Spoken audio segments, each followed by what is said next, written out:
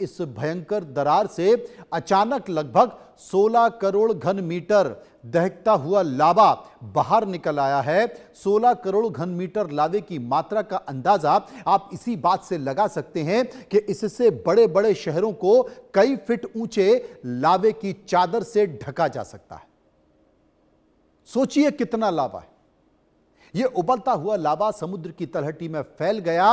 उसने वहां के पूरे भूगोल को बदल दिया। ठंडे पानी के बीच इस भीषण गर्म लावे के निकलने से समुद्र के तापमान में अचानक से भारी वृद्धि हो गई और इस विस्फोट की भयावहता का अंदाजा आप इस बात से लगा सकते हैं कि समुद्र की पपड़ी के दो हिस्से महज कुछ ही दिनों से एक दूसरे से कम 2 मीटर दूर खिसक गए थे। 2 मीटर का यह फासला सुनने में छोटा लगता है, लेकिन जब बात विशाल टेक्टोनिक प्लेट्स की हो रही है तो 2 मीटर खिसकना किसी महाविनाश से कम नहीं है। हिंद महासागर में जो हुआ है वो विस्फोट इस बात की चेतावनी है कि भारत के समुद्री पड़ोस में भूगर्भीय ऊर्जा का एक ऐसा ज्वालामुखी सक्रिय हो चुका है जो आने वाले समय में इस पूरे क्षेत्र के मौसम, समुद्री धाराओं और भूगर्भीय स्थिरता को पूरी तरह से तहस नहस कर सकता है।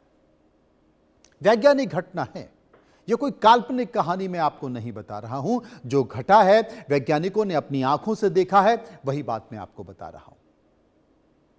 जब भी धरती पर कुछ नया बनता है तो वो प्रसव जैसी पीड़ा से गुजरता है। हमारी पृथ्वी भी इस समय नई समुद्री सतह बनाने की एक दर्दनाक और हिंसक प्रक्रिया से गुजर रही है। विज्ञान की भाषा में इसे सी फ्लोर स्प्रेडिंग यानी कि समुद्र तल का फैलना कहते हैं, लेकिन इस बार जो हुआ उसने पुरानी थ्योरीज को चुनौती दे दी है। वैज्ञानिकों ने इस नई समुद्री सतह यानी कि न्यू ओशनिक क्रस्ट के जन्म की पूरी प्रक्रिया को इस C2 यानी कि उसी स्थान पर सटीक उपकरणों की मदद से रिकॉर्ड किया है। जैसे ही 2 प्लेट्स एक दूसरे से दूर हटी, बीच में खाली स्थान को भरने के लिए पृथ्वी के मेटल से पिघलता हुआ गर्म लावा ऊपर आ गया। पानी के संपर्क में आते ही यह लावा तेजी से ठंडा होकर कठोर चट्टान में बदल गया। यह देखना अपने आप में रोंगटे खड़े करने वाला था कि कैसे हमारी धरती अपने घावों को भरने के लिए खुद ही नई जमीन का निर्माण कर रही है, लेकिन इस निर्माण की कीमत पूरी दुनिया को चुकानी पड़ रही है। कोई संकेत तो है। इस प्रक्रिया के दौरान समुद्र की गहराई से जो शॉक वेव्स यानी कि भूकंपीय तरंगें निकली, उन्होंने दुनिया भर के सिस्मोमीटर को हिलाकर रख दिया है।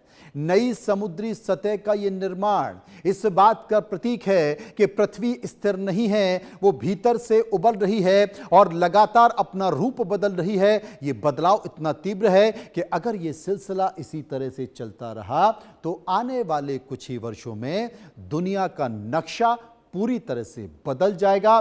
कई नए द्वीप उभर कर आ सकते हैं, जबकि पुराने तटीय क्षेत्र हमेशा हमेशा के लिए पानी में समा जाएंगे। सोचिए आप, सत्यता क्या है? सत्यता कैसे है? असल में इस खौफनाक सच को दुनिया के सामने लाने वाली आम रिपोर्ट नहीं है, बल्कि विज्ञान की सबसे प्रतिष्ठित और ऑथेंटिक अंतरराष्ट्रीय पत्रिका नेचर में प्रकाशित एक विस्तृत शोध है, रिसर्च है।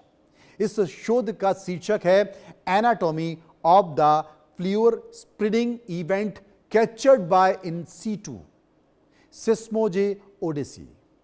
एक ऐतिहासिक घटना को जानने और रिकॉर्ड करने के लिए वैज्ञानिकों ने जिन तकनीकों का इस्तेमाल किया है, वो तमाम सारी तकनीकें किसी साइंस फिक्शन फिल्म जैसी लगती हैं, लेकिन समुद्र की अथाह गहराई में जहां पर कोई इंसान नहीं जा सकता, वहां वैज्ञानिकों ने 100 किलोमीटर के दायरे में 20 से अधिक अत्याधुनिक मापने वाले स्टेशंस का एक जाल बिछाया और इसी नेटवर्क को ओहा जियोडम्स प्रोजेक्ट के तहत तैनात किया गया।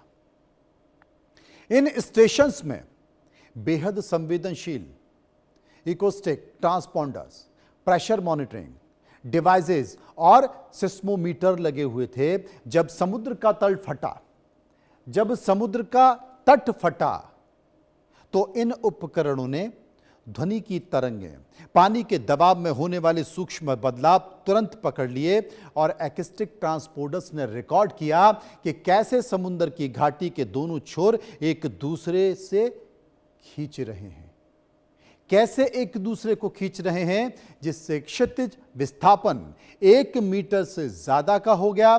प्रेशर सेंसर्स ने बताया कि लावा बाहर निकलने के लिए मैग्मा का चैम्बर खाली हो गया, जिससे समुद्र का तट कई सेंटीमीटर्स तक नीचे चला गया। इन उपकरणों से मिले डेटा ने यह साबित कर दिया कि इंसानी आंखें भले ही वहां तक ना पहुंच पाई हों, लेकिन विज्ञान ने पाताल के इस खौफनाक सच को पूरी तरह से बेनकाब कर दिया।